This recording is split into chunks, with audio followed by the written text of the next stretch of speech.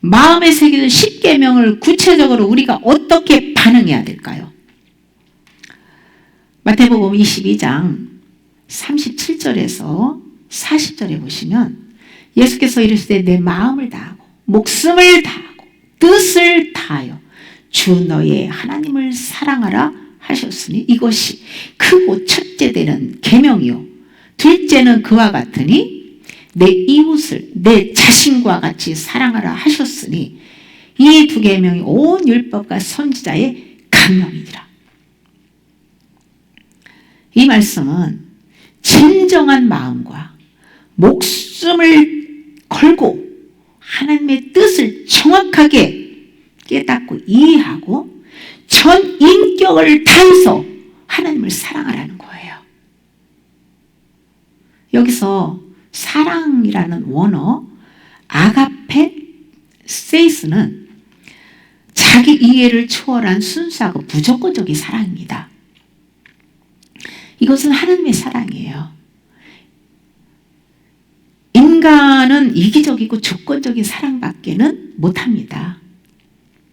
가장 조금 비슷하게 닮은 그 사랑은요, 엄마가 아기를 낳아가지고 젖주고 아기를 키울 때, 그때 무조건적인 하나님의 사랑이 조금 흉내를 낼 수는 있지만요, 이 아가페 세이스라는 이 사랑은요, 하나님에게 있는 사랑이고 하나님으로부터 부어져야 할 수 있는 사랑이에요.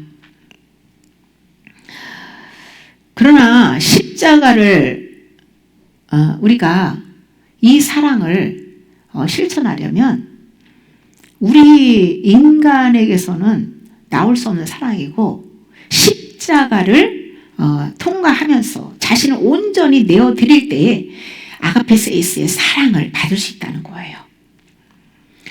하나님의 사랑을 받고 죄사함을 누리는 영혼이 이웃을 향해서도 고린도서 13장에 기록된 사랑의 수준으로 주님의 사랑을 받으면 그 사랑으로 나아갈 수 있다는 것이죠.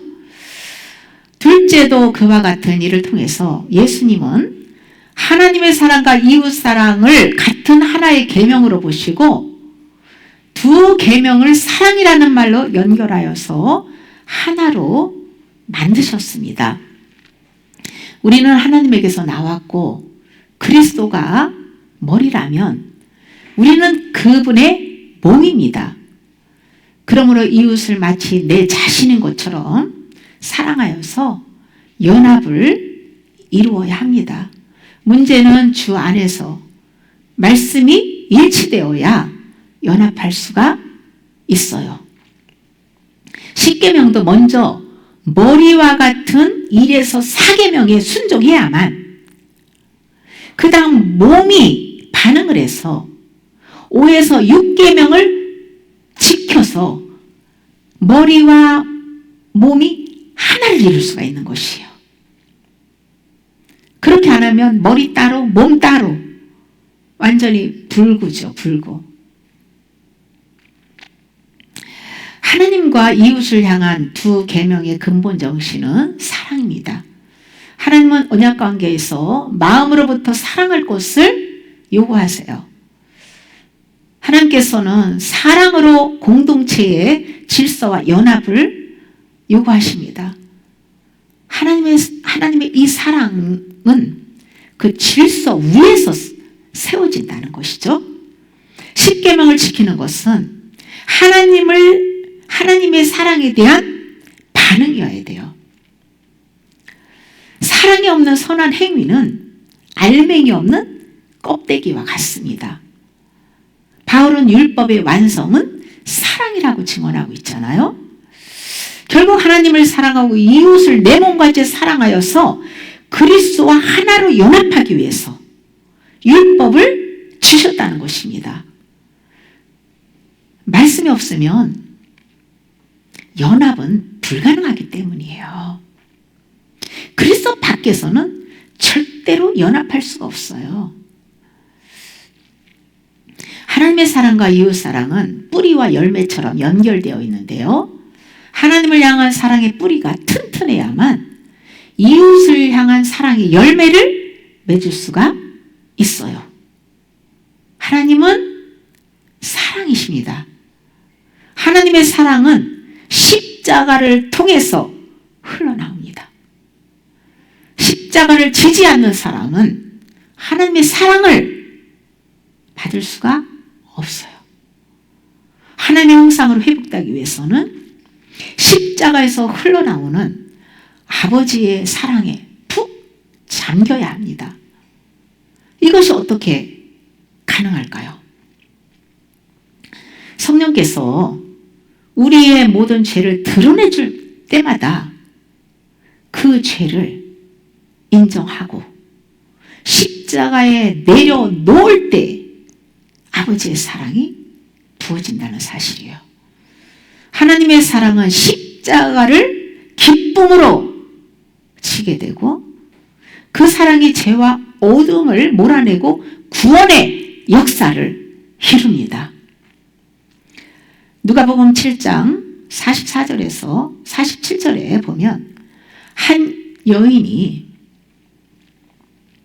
죄인이 예수님께 찾아와서 눈물로 예수님의 발을 적시고 머리털로 예수님의 발을 씻고 그 발에다가 입을 맞추고 그 비싼 향유를 깨뜨려서 그 발에 부었습니다. 이때 예수님께서 그의 많은 죄가 사하여졌도다. 이는 그의 사랑함이 많음이라. 사함을 받은 일이 적은 자는 적게 사랑하느니라고 말씀하셨어요. 이것을 통해서 예수님을 믿는 저와 여러분들에게 교훈하시는 것이 죄를 용서받은 만큼 주님을 사랑한다는 것을 우리에게 깨닫게 해주는 말씀이죠. 죄를 용서받은 만큼 믿음의 반응을 할 수 있고 주님께 자신을 전부 드릴 수가 있어요. 예수님을 믿을 때 죽은 영은 거듭 태어납니다. 그러나 혼은 여전히 부패하고 타락한 상태예요. 이런 죄는 십자가의 사랑을 받고 죄를 버린 만큼 주님을 사랑하고 그 사랑을 이웃에게 흘려보낼 수 있다는 것이죠. 십자가에서 죄를 내려놓는 회개를 한 만큼 겸손하게 자기를 비우고 주님만을 사랑할 수 있습니다. 그전에는 입으로만 주님 사랑한다고 하지 자기를 사랑해요. 우리는 예수 그리스도 안에서 이미 구원이 확정된 것을 믿어야 합니다. 그리고 부활의 산 소망을 가지고 날마다 속죄 은혜에 대한 믿음에 반응을 해서 반응을 계속 해줘야 혼의 정화가 일어나는 거예요. 혼이 정화돼야 육도 바뀌어지는 것이에요. 영이 혼을 점령하고 혼이 육을 점령해버려요. 십자가의 사랑을 받고 그 사랑을 흘려보낼 때에 그 사랑으로 죄와 마귀를 이기고 질병과 세상을 이기고 그리스도의 형상으로 성화되어 갑니다. 저는 오랫동안 율법적인 삶에 참 찌들어서 내 의를 세우다 보니 가까운 이웃을 향해서 온전한 사랑을 제대로 하지 못하고 살았어요. 율법에 안경을 끼고 옳고 그름을 따지고 장점보다 단점을 더 크게 보고 주님 사랑으로 허물을 덮어주기보다는 정죄를 더 많이 했어요. 수년을 십자가를 통과하는 회개를 하면서 율법과 복음의 눈이 열리고 나서 십자가에서 흘러나오는 주님의 아가페 사랑이 얼마나 귀하고 그 사랑이 우리를 변화시킨다는 것을 깨달았습니다. 머리가 백발이 되고 힘이 다 빠진 노인이 돼서야 주님의 은혜로 조금씩 사랑의 눈을 뜨고 한 걸음씩 발을 내딛고 있는 중이에요.